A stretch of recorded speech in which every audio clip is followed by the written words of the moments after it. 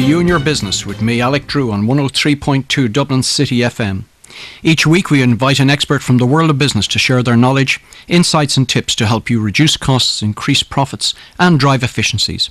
If there's a topic you would like covered, or if you feel you can make a contribution, please email me at yourbusiness@dublincityfm.ie, and perhaps we'll be here chatting one day soon. My guest today is an author, speaker and coach in heart-centered leadership. She's a 3-time entrepreneur across 3 different industries in 3 different countries. And she supports executives to make the shift from working in their business to leading their businesses from the heart and create a positively impacting legacy. Well, that's a full mouthful. I'm delighted to welcome Carla M Jones to the studio. Hiya, Carla. Hi, Alec. Thank you for having me. Oh, delighted. I'm sure our listeners will pick up straight away. That's not quite an Irish accent we have here to start off with. It isn't, and I'm not even going to embarrass myself by attempting one, because I'm not good with accents.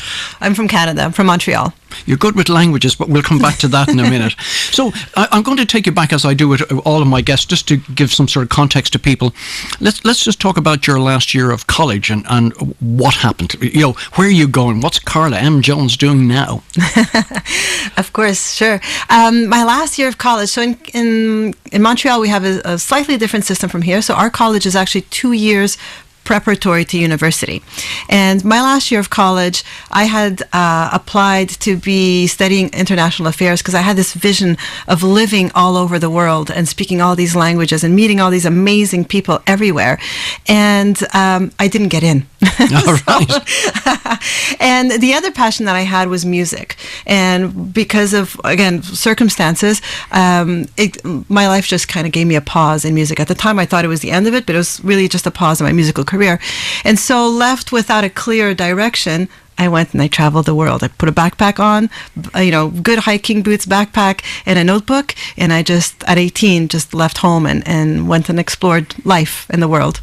It's strange because you're probably the only guest I've had on the show who actually had a vision at 18 and then wasn't able to fulfill it and then decided to go off hiking. But certainly for a woman to put a backpack on and go off around the world, that's a dangerous thing. And it's before the internet as we know it. Yes. So I did this a couple of years before the internet even came online. So before Windows 95. And you're right. There was no cell phones, there was no internet. It was snail mail and traditional landlines. So when you're going around the world, your family can't call you, so they have to depend on you calling them. And you also don't have the internet to do research. So I had never met anybody who went that far away from my home. And I went to the traditional library, which the big limitation there is that I had to depend on whatever physical books they had purchased. And when I researched New Zealand, which was my first destination, all I could find was information on the cannibal tribes of New Zealand. And so this is what I went into, thinking I was going to a cannibalistic country who I didn't even know if they spoke English. So just to give an idea of the extent of the adventure I was willing to undertake, that's really what I was facing. Of course, when I got there, I realized it was just like any other ex-British colony, and everybody was the most delightful people I'd ever met until I came to Ireland, and they all spoke English. Yeah, it's amazing. I'm just trying to picture this sort of cannibalistic type tribe that have their own airport. Well, there we go. Well, there we go. Logic wasn't... So logic rarely comes into play when we make these decisions. It's a lot of fear. Yeah, well, in fair play, I mean, it's certainly for a woman to do that and take on the world and go and travel. And I'm sure there must have been some experience. And what did you take from that, apart from the belief in yourself and the confidence to be able to embark on a journey of that sort of challenge? The confidence it's not to be undermined. I mean, confidence is a big topic, and it really was a huge confidence builder, because at 18, if you're going on your own, you really don't know what's going to come around the corner. So it puts you in the mindset to be able to deal with the unexpected. Right. Whether that be people or languages or circumstances. I mean, when I think back, and now I'm as a mom myself, I think, my goodness, if my kids wanted to do this now, I think I would have a nervous breakdown. Right. Because the reality is, and my mom doesn't know this, but I came close to death quite a few number of times. Yeah. And by the grace of, the superpower that watches over us, and logic and intelligence, and really becoming very much attuned to your inner instinct, your gut instinct, and common sense, which is, I think, one of those things that's kind of dying off a little bit in our society today. I built an inner strength, I built that inner confidence, and that has carried me throughout my entire life, to just be able to throw myself into a situation that doesn't have the certainty that one would expect, and come out okay. And I think that's something that's probably missing. We can be overprotective with our children, and there's a natural instinct that you do want them to be the best and be safe, but at the same time they must be cut a certain amount of slack to face those challenges and learn the lessons and find their inner gut instinct. Because that gut instinct is really what saves us most often, right? We think it's our logic, but most people, when they regret a decision they took, it's a decision they took with their head, not the one that they took with their gut. So it's an important lesson to learn, and the earlier you learn it, I think the happier you can be in life, with the more heart-driven success. Yeah. So, okay, you've got back to Canada safely. Yes. So what have you decided to do now after you've got all that out of your system? Yeah, so I came back and I studied psychology in university as my major. So I don't know if this works the same way in Ireland, but in North America we have majors and minors. So most of my courses were in psychology, and then the second focus was in languages. So I got the opportunity to just expand my already quite large repertoire of languages and make it even bigger. That's right. If we have what we call here Heinz 57, so you Portuguese origin, so you had Portuguese at home. You're in Montreal, which is French speaking. Your mother was an English teacher. No. So my mom grew up in the English school system of Montreal. Because Montreal has both English and the French. All right. So she taught us English at home, or she spoke to us in English at home, because we were getting French in school. And then my family, like my grandparents, my dad, we spoke Portuguese to everybody. Wow, that's a great grounding, and it's a great time to learn it in your life. You mentioned your uncle as an important part, because on your return home, this was around Y2K, if I'm not mistaken. Right, so I did my 3 years of undergrad in psychology, and I kind of knew that as much as I loved psychology, I really didn't have it in me to continue on to becoming a doctor of psychology, and I just kind of lost a little bit of that steam. It was too much theory, not enough action. And so my uncle, who was my mentor throughout my entire life, I was always very close to him, and he always guided me. And so we talked about what it is that I wanted to do and enjoyed doing, and I went into IT. So it was just before Y2K. There was a huge demand for programmers, and that's what I did. I went and got certified as a programmer and an Oracle database administrator, and began my career in IT. I think that's something that's missing in most people's lives. You mentioned the importance of a mentor. So where do people find mentors? It should be their parents or somebody close family, but not necessarily. Actually, I would disagree with that. It should be parents. I think one of the mistakes that we do is that we take advice from our families and our friends, the people who are closest to us. And really what we need to do is find a mentor who's already achieved what we want to achieve. Because we take far too much advice from people who haven't done it themselves, who haven't been in the mud and fought for what they wanted. And so if they haven't done it, their advice is just opinion. It's not fact. So a mentor is someone who has already achieved what you want to achieve, and they're guiding you through their experience, their knowledge, into a path of success that is a lot easier, and hopefully is marred with less challenges or less roadblocks that throw you back. And also less preconceptions about life and in that particular field. I think that's a very valuable lesson for our listeners out there. So anyway, you're now involved in the whole area of programming and computers and all of the stuff at a time when probably nobody knew anything about it. Yeah, so I did RFID technology and cryptography, which, again, like you said, back then nobody knew anything about that. And I did that for about 7 years. So I started when I was about 25. I've worked for several companies. It was kind of like one of the jokes, I worked at one desk for 5 of those 7 years, but changed employer 3 times. All right. So it was pretty funny. And by the time I was 32, I was actually an executive in a software company in IT. And that was a huge accomplishment, but it was also a huge detriment to my quality of life because I burnt out. So I was 32, had 2 small kids. I lived in Madrid. I worked for a company in France whose head office was in the US. Yeah, my goodness me. If you're just joining us now, you're listening to me, Alec Drew, here on 103.2 Dublin City FM, where my studio guest is Carla M Jones, sharing her knowledge on business leadership, but also a fascinating story about juggling languages, countries, children. I can't wait to get back to this bit. So tell us, you're just talking about getting a bit burnt out there. Well, you don't get a bit burnt out, you get totally burnt out. Yeah. So you're juggling children, languages, and career. Mm-hmm. How do you cope with that? Well, the first part is to be aware of it, because I think we get stuck in that machine, the automatic rhythm of life. So we can call it the unconscious consciousness. We were consciously going about our day, but everything we do in it is an unconscious repetition of what we did yesterday and the day before and the day before. And it becomes a new perception of our reality. It becomes our truth. But the key there is that it's just perception. And the first thing to do is to just be aware that we're in that space. And we can recognize that space really easily, because if we're in that space, we're not happy. And happy is one of those fluffy words. What I mean is we're not experiencing joy. We're not connecting to how amazing something feels or something tastes or something looks or smells. We're just disconnected from our body and our experience. That saying, stop and smell the roses, it's very valuable, because most of us, we look at the rose, we know it's a rose, and we never actually absorb all that it has to offer us. And that's really the first sign of being burnt out. It's that you're just on that treadmill. You're like that mouse that just doesn't stop running, and you don't know how to get off.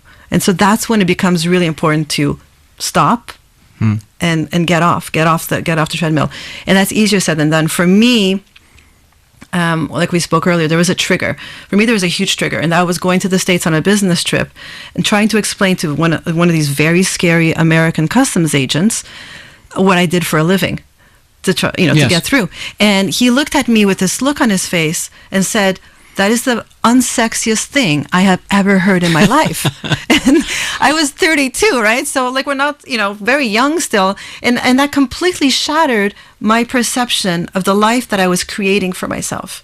Because I had this vision of being around the world, of being on stage, as a musician or a creator of some sort, and inspiring people. And then here I was being told by this guy that what I did was so completely unsexy, nobody could be interested to hear about it. So that to me was my trigger.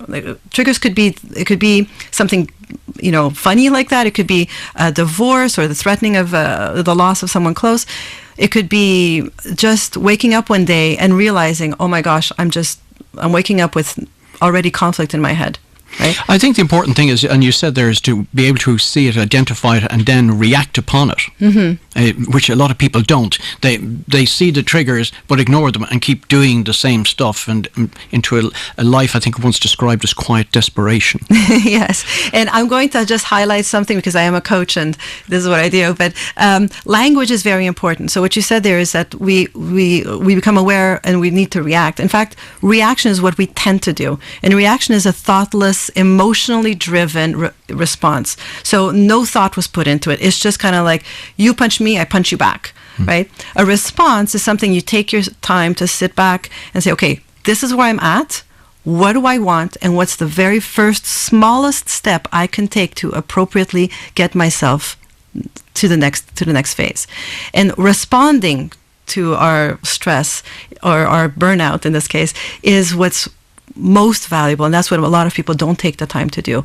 And we can go into it, but this is where things like meditation and journaling, personal time, self-care, even if I have 3 kids now, so 3 kids, I'm a single mom, I work full-time. As you can imagine, time is a very precious commodity. And the key here is to always, no matter what's going on, even if it's just 15 minutes, even if it's the time in the shower, take that time to just center back in and ask yourself one primary question. What do I want from today? Yeah, wow. I hope I'm not going to get an invoice for that piece of coaching. Oh, well, So, okay, so you've now got that moment of realization from an airport customs guy. So where to now? What are you doing? I think you mentioned before that you went back to school or something like that. Yeah, so that was the moment for me where I was saying, okay, if I'm not happy, what would make me happy? And like I mentioned, I am very creative. Like I was always in music. And apart from music, the other thing I love to do is to cook. So I went to chef school. Yeah, well, natural. Of course, as you do. And I went to Cordon Bleu, and I had 2 full-time programs that I did simultaneously. And, because I don't do things by half, I got pregnant with my 3rd at the time. And which, again, sometimes,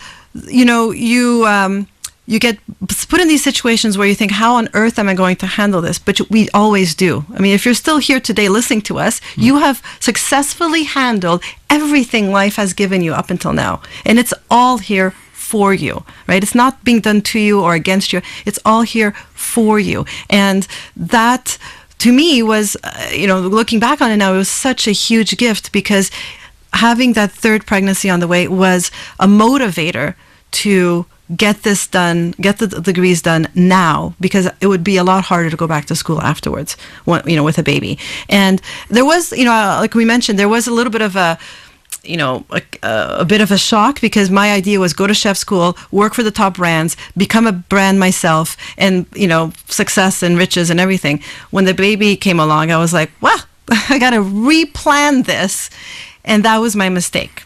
So most of us make a plan of what we want. And it's this one linear direction. I do this, then I do this, then I do that. And in fact, what we need to do is we need to say, okay, this is where I am today. That's where I want to get to in the end. And make an image of the entire landscape around it. So that, for instance, if you take Google, when your Google goes offline, it's already surveyed everything between where you are and where you're going. So that if it goes offline and you suddenly take a different turn because you realize there's a roadworks or something, it already knows how to adapt to rerouting, because it's surveyed everything. And that's what we fail to do, or that's what a lot of us fail to do in our life mapping. The first thing is know where you want to go, and then create a general survey of the map, like the map of what you're dealing with and where you are, so that you have at every junction, at every roadblock, at every challenge, a way out. Yes, so you create a way around it, as Google would do, as opposed to you hit the first roadblock and you go, nah, can't get there, and you pack it in. Up. Yeah. I think you're probably selling yourself a bit short, because what you've tended to leave out there in getting involved, so you've now 2 TV programs in cooking, so your new career, 2 TV programs, 3 children, and you're learning your 4th language. So by then I knew my 4th language already. I was practicing a lot of different things. Yeah. So I had my own catering business. I was the food brand ambassador for all of the American food brands in Spain. I worked for a company who had a target of going from 1 store to 50 stores in less than 3 years during the crisis, the economic crisis, which was a big thing to do. And I had my TV show, and I had a YouTube show that I collaborated on with a Spanish star, and my 3 kids at home. And an executive husband who had his own career. So he was, he did his thing, and I managed all of this. And then we moved to Ireland. So his career took him out to Ireland. We came here. Wow. New path. You obviously are working on some sort of time zone that we're not familiar with, because there seems to be more time in the day for you than there seems for other people. You certainly pack a lot in. And just for our guests who are just joining us now, and if you're just joining us now, wow, we're having a fascinating conversation with Carla M Jones, who's talking about her knowledge on business leadership. And you're on 103.2 Dublin City FM listening to me, Alec Drew, on You and Your Business. I'm just getting back. Carla is touring the world for the 2nd time, but hitting Ireland for the 1st time now. So you've now moved 3 children to Ireland. Another career perhaps about to embark upon. So we have to be very aware of what our most important values are in life, because we don't want to sell ourselves short in the decisions we take. So this is another thing I see a lot with my clients, is that they take what is told to what they're told to do, and as they're doing that, because they think it's the right path, right? They're reading it's the right path, or or someone's telling them it's the right path.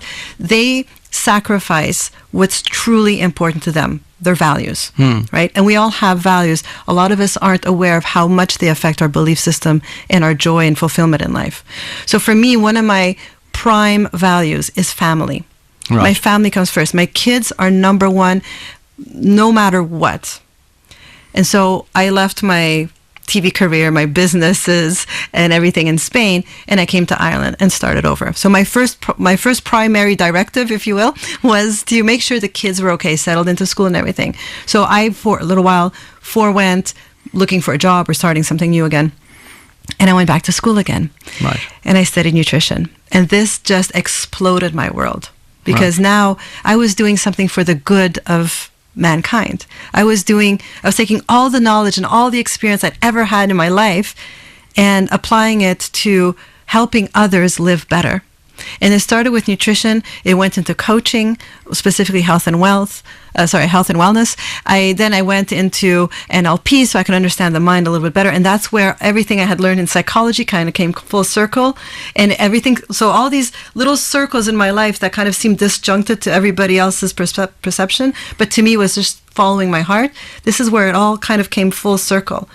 And over time, so anybody who starts in a new business, you kind of have that buffer time where you're finding your way and really understanding who you are and who you are in it. And so that was about a year for me. And that was 5 years ago. And so for the last 4 years, I've been coaching executives find more of that balance in their own lives, a better understanding of what is their purpose, their life mission here on earth, so that when they're leading their teams and their companies, they're not doing it from this is what's supposed to happen, but versus this is what I feel I need to bring to the world. This is why I'm here. And what happens is that my clients, they go from a company that runs well already, because there is a lot of knowledge and value in following the steps, right? But now they're doing it with their heart, they're doing with their purpose, they're doing with their legacy in mind. And so they're influencing their staff from a very different place. That means staff has lower absenteeism, higher productivity. Everybody is being inspired when they go to work.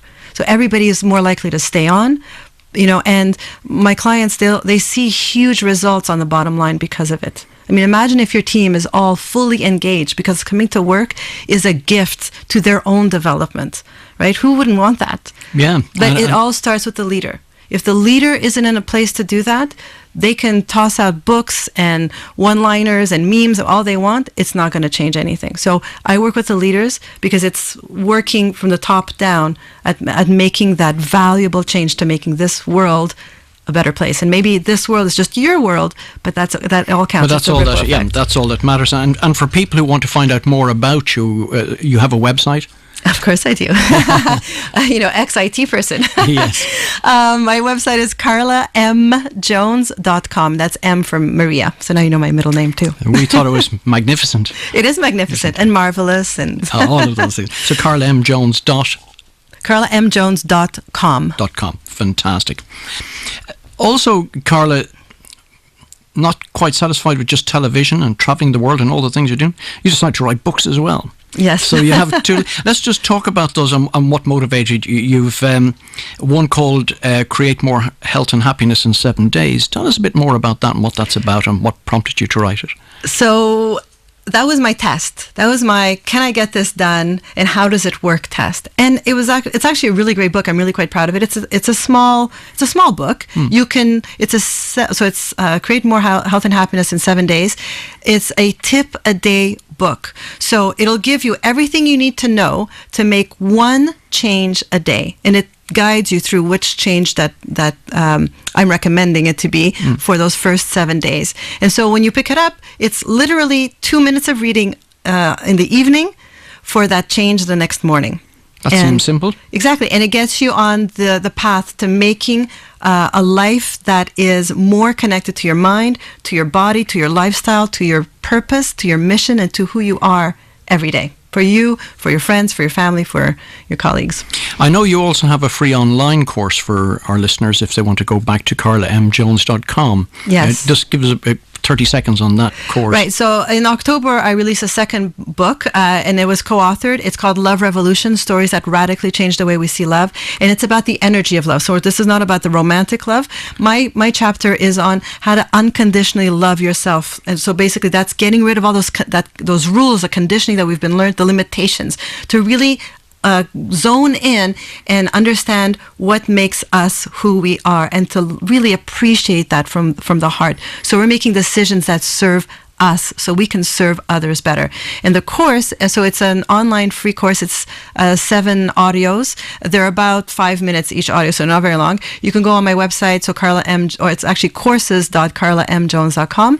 It's free, and it's the application part of that chapter. So even if you haven't picked up the book, you can go listen to the 7-part audio course and get all the learnings you need to have in order to start making those changes and really go about the day with more self-love. I suppose with about the 30 seconds we've left, what next for Carla M Jones? What are you doing next? So I'm changing my focus a little bit in my own brand. I'm still doing loads of coaching. I'm ramping that up a little bit more, and I'm tossing in a few events and retreats that I'm planning right now. So stay tuned. The end of 2019 and early 2020, we'll see a lot more on offer, and I'm just getting that hashed out right now. Yeah, that's great. And again, getting back to the online course, I think there's some great value in that for people, even just to listen and invest some time in that. Mm-hmm. I think if you listen from 1 to 7 all in one go, it's maybe 45 minutes. So it's not a huge investment, but there is a huge reward to it. I think that's very, very important. Wow, we've certainly packed a lot in today. So really, that's all we really have time for today. A special thanks to our guest, Carla M Jones, for coming into the You and Your Business studio today. Thanks also to Barry on sound. Don't forget that you can contact the show by emailing yourbusiness@dublincityfm.ie with your comments and suggestions. The podcast of today's show will be available on dublincityfm.ie from tomorrow. Thank you for your company, and please remember to join me, Alec Drew, again next week at the same time, 12:30, right here on 103.2 Dublin City FM for another edition of You and Your Business.